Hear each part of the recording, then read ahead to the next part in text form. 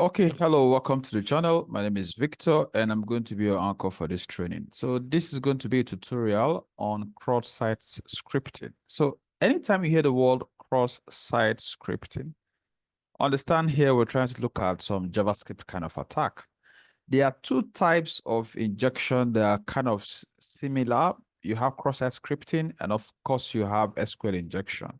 These two attacks, one, when it comes to SQL injection, you're trying to say, can we compromise the server? Can we compromise the way data goes to the server, depending on the way the website or the application was developed? So that has to do with SQL injection. But when it comes to front end, JavaScript-based kind of attack, majorly on the browser, at times, in some cases, just like stored cross-site scripting, it can get to do with a persistent attack on the server. We classify that as cross-site scripting. So we're going to see in this tutorial how we can perform such kind of attack. If you're new to the channel, don't forget to subscribe. Watch the video to the end to see how we can use the damn vulnerable web application to mimic what an attack is going to look like. Now, there are two types of attack we're going to be looking at in this training. The first one is going to be cross-site scripting, reflective. I'm going to explain that, and of course, stored cross-site scripting.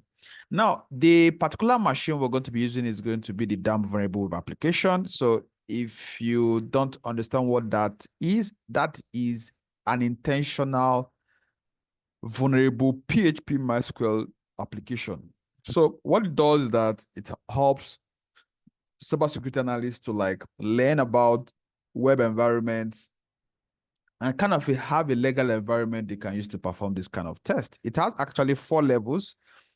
That's to say that the application is developed at level 1, at low security measures implemented. It has medium security measures implemented, high, and of course, some kind of impossible security measures being implemented. So each one will actually be more difficult as we go higher. Now, to take this lab or to perform this lab, you will need a Kali VM machine that's customized for this particular course. You also need internet access. So let's go through the first one. Now we need to log into our machine and we need to navigate to this URL on our browser. So we'll just copy this URL. I will copy this, right? I will go to my browser.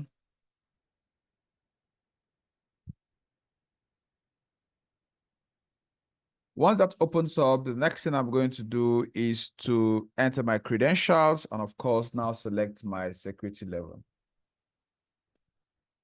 So this is the damn vulnerable application. On this machine, it's hosted. This machine actually have about 6 machines: Juice Shop, damn vulnerable application, mortal delay, I think 2 other ones you have on this machine. So the username and password is admin password, right? You just log in, already have that. Now the next thing you want to do is to go to the security, down variable web application security on the left panel, and you set the security to low, right? So on the left menu, select low security level, and of course you hit submit. Once you have this, you set the level to low. So you see the default description of the different levels. You can pause the video, read it up, and know what it looks like. The next thing we want to do is to select cross-site scripting reflected on the left menu. So you see there are quite a lot of attacks that you can try, you can attempt. You have brute force attack.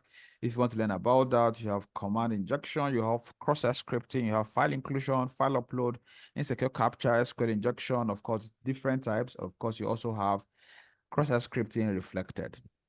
Okay. Now, this particular environment is going to help us perform some kind of cross-site scripting attack. Now, if you want to learn more about cross-site scripting, it's properly documented either on Wikipedia or on CGI Security, Script Alert, and my favorite is going to be the Open Web Application Security Project documentation of cross-site scripting. You also have the cheat sheet that can help you tell okay, so hide referral, I think. Okay, on this application, actually, they have a URL that is going to hide or like a link shortener that is going to hide where your traffic is coming from. So we just take that off and we just go straight to the website. We take that off and we go straight to the website. I think that project is actually done and no longer working. So this is cross-site scripting, contributors, all of these guys, awesome guys. So it's just a type of attack. It's a malicious script, otherwise cancerous, dangerous, very bad. And it is implemented on the browser side. So it's majorly a front-end kind of attack. Now, so you have also a cheat sheet, you have proper documentation. How do you test for it when you are doing your vulnerability assessment and pen testing? You have proper documentation and the difference between reflected, process scripting, and of course, stored. So we're going to be looking at the very first one. So I go back to our project. And the instruction here is that in the place where we have, what's it called? What's your name? We can just enter this, right? So this is for learning purposes. You can just enter this and we'll see hello reflected test. Now, just like it appears here, we're going to see this result. Now, you can do Control U on the keyboard to view the source code of this page. So we're going to do a right click, Control View Page Source, or we just do Control U. Let's see if that works. Awesome. So we're going to examine the web content of this particular page. Now, one thing I always tell students is that make sure that, okay, just by the way, this is a logo. Let's see. Let's see, images. Okay. Apache server gives his details, index. Okay, good. Awesome. So let's see this. Okay, good.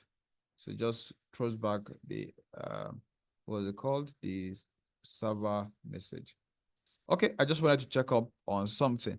Now, I always tell students that if you really want to be able to do proper vulnerability assessment and pen testing, you should have scripting experience. You should have learned how to create sites or applications or basic languages like in PHP, ASP, Python, HTML, CSS, Bootstrap. These are very basics because anytime you're doing your vulnerability assessment or you're running your pen testing, you might need to examine code. You might need to look at exploit code. You might need to understand what's happening. Or for instance, when you're doing forensics, you want to know what happened, why it happened, who made it happen, and all of that.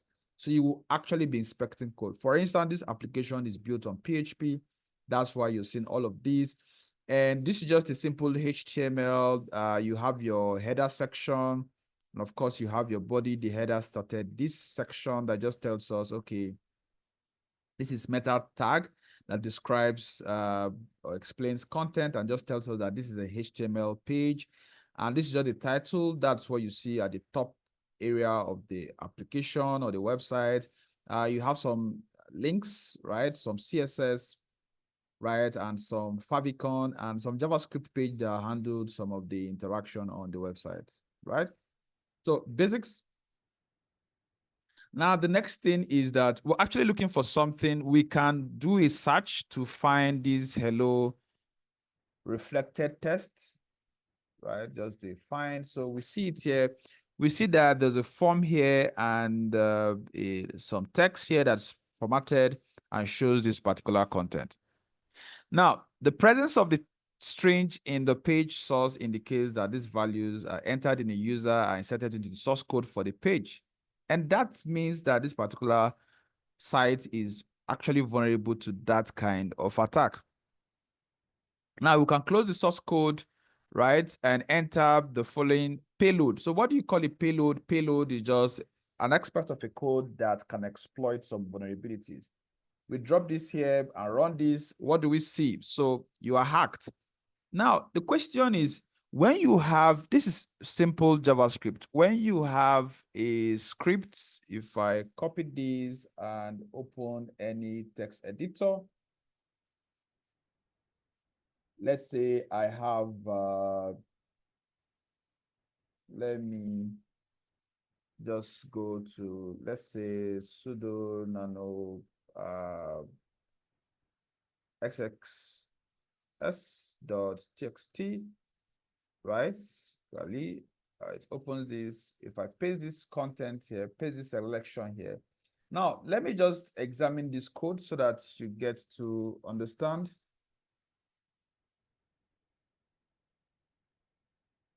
Now, you see in JavaScript, this is a simple JavaScript code. And what it's just doing is just the script, close tag of script just tells you that this is the beginning of the tag of the JavaScript. And you have an alert here, and it just echoes out this message: you are hacked. Now, the thing is that if an input on a website allows this kind of script to be run, it makes that particular application vulnerable. Now, this means this site is vulnerable to cross-site scripting attack, and we have successfully exploited that vulnerability. So what should developers do? Developers should ensure that they don't allow this kind of JavaScript content to be inserted into the forms that, or the public-facing data entry space that they have for users. Now, so we're going to OK this. We return back. Select the URL of the compromised page, open a new browser, and drop that. Okay, we are going to drop that again.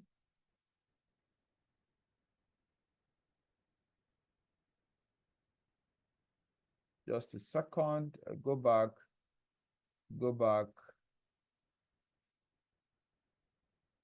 Paste this, run this. Now, so this is the URL. I can copy this, drop this, or go to the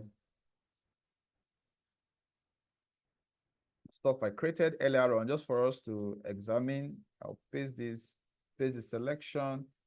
Okay, this looks somehow okay. Good. So we copy this properly. So let me zoom this out just a second, and let us see what the page looks like. So just a nice long URL that shows we on this particular page, we have this name, and it echoed out this particular message, which we have on the browser. Okay, now, so we've copied out that particular code, and we can open a new browser tab and paste the URL on the URL field and press enter. Now, let's try to do that. Let's go to our browser, right? So this is it. We've pasted it. We'll hit enter again, right? We can replicate the same alert: you are hacked. Now, you could see the same web page appear displaying you are hacked. This means that if a user opens the URL, a malicious script will be executed. Now, this is not what you want as a developer or you're building a site. You want to make sure that users or attackers cannot actually run some scripts or most scripts on your website without proper permission. In an ethical hacking engagement, you could try inserting a simple test script into input field to see if the script executes. So if it executes, it then means that the particular site is susceptible to attack. What about if we run a script that tends to enumerate users on that particular table or tries to grab information from a database? That is possible, and it means that if that is possible, it means that the particular website is vulnerable to such kind of attack. What it means is that attackers can distribute the link in a phishing attack to determine the level of security awareness among the customers. Now, let's look at reflected cross-site scripting attack at medium level security. So we're going to go back to the machine. We're going to switch our security level to medium. Now, depending on the patch level of a particular application, that's going to tell whether some vulnerabilities can be exploited or not. So we'll close this up, close all of these, close all of these. We'll go back to our application, go to DVWA security, switch back to medium. We'll go back to cross-site scripting reflected, and we try some stuff. Now you see that if we try this, for instance, on what's your name, right? Now it's now not echoing out the message, but it's running that within the browser. You will see the hello response, but this time no pop-up will appear. This indicates that the script did not execute, so you just echoed out this information. Anytime you run this and it throws up a pop message, most likely it has gone back to the server and has returned, or if it's just a browser-based kind of attack, it ran and it has replied with the message. We can analyze the code in the back end of the website to investigate the reason. So let's view the page source. We just do Control U. We look for that particular stop still. We can look for you are hacked. Let me see. Let me take this off. Take this off and search for it. So we still see the same thing. Hello alert, you are hacked. So we still find that in the browser. Now, let's see if we have another one. Okay, just this particular one. Okay. Let's see. So the source code, where are we now? Okay, so we're here. Okay, so if you view the page source on the right, if you view the PHP code, on a real browser, we do not have access to the backend source code, but here on DVWA we do. So note the line name this. Okay, let's see at the far top. Let me see if I can identify that. Just a second. So I think this is actually the HTML code. We might not be able to have access to the PHP code for this application, but let us see if DVWA gives us access to that. Okay, yeah, so this is the button here, view page source. We can view page source. You can actually see this. Anytime you create a database-driven application, you cannot see most of the backend source code. But for this particular DVWA, that is made possible for us so that we can do all of the learning. So if you click on view page source and check what's happening there. So this code, this is a comment. It just says, okay, if there's an array key exists, that's if we have any insert or any submit button, just run a get. And what you're going to do is, let me open this up. What you're going to do is that if it's not null, get all of the input, whatever the person enters as name. What you do is that do a string replace. So anytime you have a script replaced with empty, right? Just get out the name. Then, of course, feedback for the end user, just echo out on the page that you have hello, the name, actually the content you have on that particular page. That is this content. Just a second. That is this content. That is this name. The name, the variable there, you just echo it out to the user. So what we call this is you sanitizing your inputs or cleaning up your input before you send it to the user, to the database. Because if you don't do that, you make the application vulnerable. Okay, so note the line name string replace. So that's what is happening at the background there. Okay. So this renders the payload script ineffective. So the attack is going to fail. And of course, that's why you have no pop-up, because the developer have cleaned up that string input. So if you are developing your application, even if you're using an AI, going through or using AI to develop your application, your script, you must prompt engineer properly for you to mitigate most of these attacks. If you're using templates, you must make sure that you mitigate this alert, this kind of vulnerabilities. If you are building from scratch, whatever way you are building, you must understand how this attack works. Once you understand how it works, you can now better protect your system. Now, close the source code and return to the reflected cross-site scripting vulnerability. The next thing we want to do on where you have your name, you want to run this, right? So you are hacked. So now kind of this tricked the developer.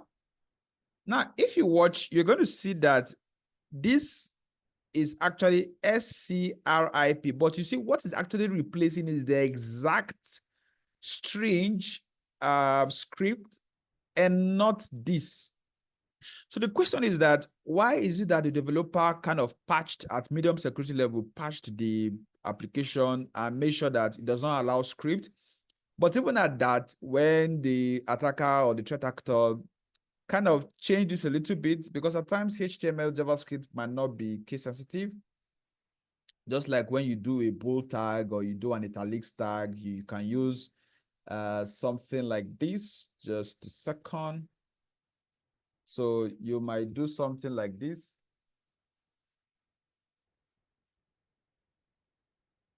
Yes, so you might do, let's say, a bold tag, right? My name is Victor. So you do like this, it's going to work. You do like this.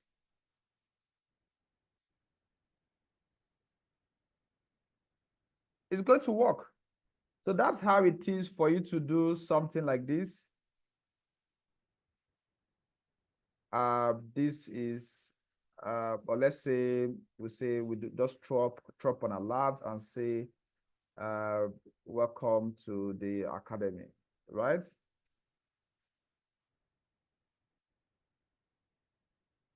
Right, so this is a string. If it was a number, we could just write a number, but if it's a string, basic programming principles, we should close that in quotation mark, right? So then, of course, I close my script tag.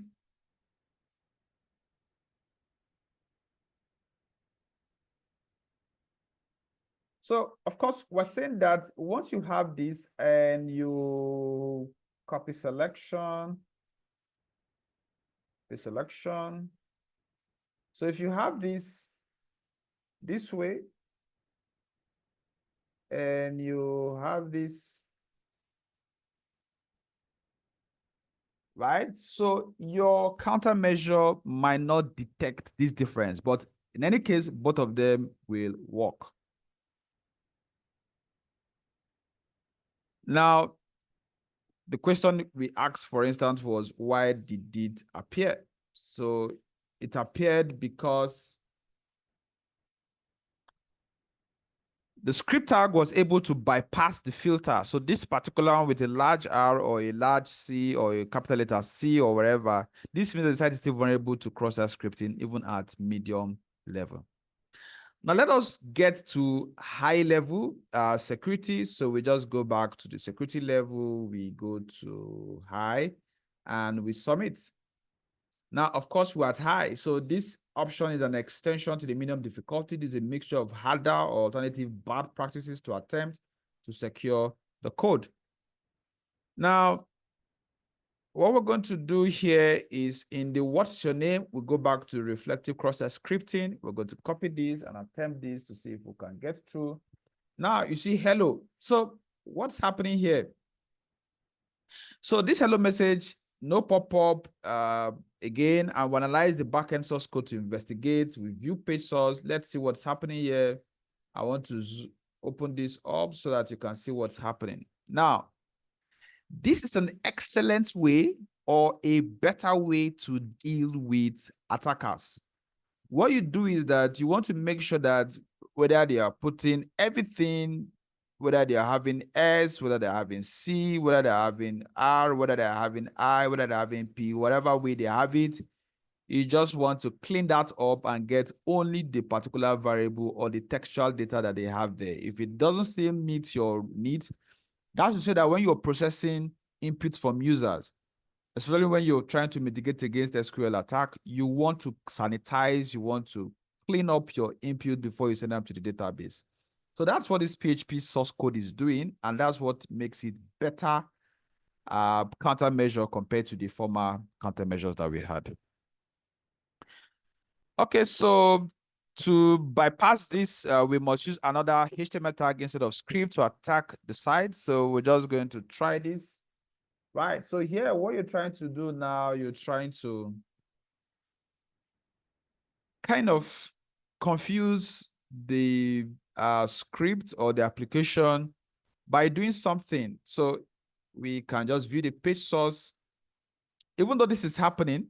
So what this particular code is doing is trying to say, okay, we're going to use an image tag.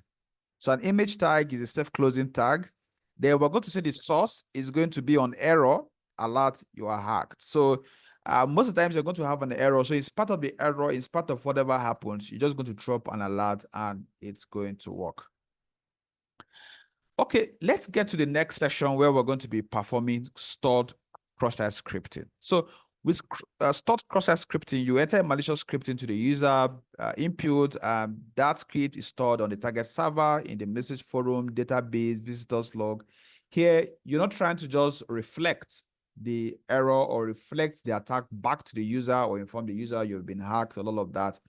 You're trying to create some kind of persistence. You want to get back into the server and see what kind of attack that is possible.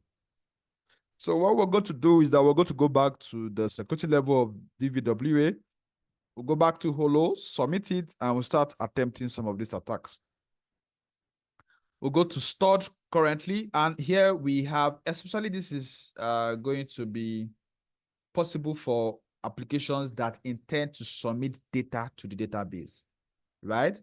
So let's go to cross-site scripting stored, and in the test string, let us have this in the name and let us have this in the message. So we're just going to have this as this is our name. Then we're going to say this as our. So let's sign in. So it just echoes out the message and tells us that, okay, our name is this, our message is this. Now, both strings, text this and this will be in the page source code, indicating the two input fields may be vulnerable to. So this is just a may, so maybe, right? Now, the next thing we want to do is in the name, we want to enter same thing, right? Test one. Then in the message, we want to have this, right? So let's sign in. So you hacked. Now you get the whole idea that you can actually execute commands on inputs sections of a website, on forms on a website, on username, login, credential sections of a website, when that particular website is vulnerable to such kind of attack. And what you should do, for instance, is to ensure that you patch all of these vulnerabilities. Once you're done with your application across the software development lifecycle, you want to make sure that you patch all of these vulnerabilities and you test them, and you ensure that your application is not vulnerable to this kind of attack. So most sites are going to be either static websites or database-driven websites. And if it has a form, you can attempt all of this stuff. And if it is vulnerable, then you can now start exploiting other vulnerabilities. Okay, I think same thing applies at both medium security. So if you explore medium security, and of course the higher security levels, you see some of the patches that have been done on the application to make it less vulnerable to such kind of attack. So for developers, if you want to protect your application, if you want to protect your site, make sure that you test some of all of these type of attacks and patch as much as possible. So here you have stored iframe. So I could just go on and on, but same principle applies. And for reflection, for instance, if you're conducting ethical hacking tests on a client application, you want to test different levels of attacks and see what is vulnerable, what is not vulnerable, and how to patch those vulnerabilities. Okay, that will be all for this particular lab. We talked about reflective cross-site scripting. We also looked at cross-site scripting, and we tested at different levels. We saw some vulnerabilities, and we also saw how developers were able to patch this particular vulnerable for the different levels. Thank you very much. You could ask your questions in the comment section, or if you're taking this internship program or taking our physical trainings, you could ask in the comment section on when we meet physically, and we'll answer your questions. If you want to join our internship program, you can also chat us up, and we're happy to get back to you. The next step we're going to be looking at is going to be how do we do vulnerability assessment using Kali Linux tools.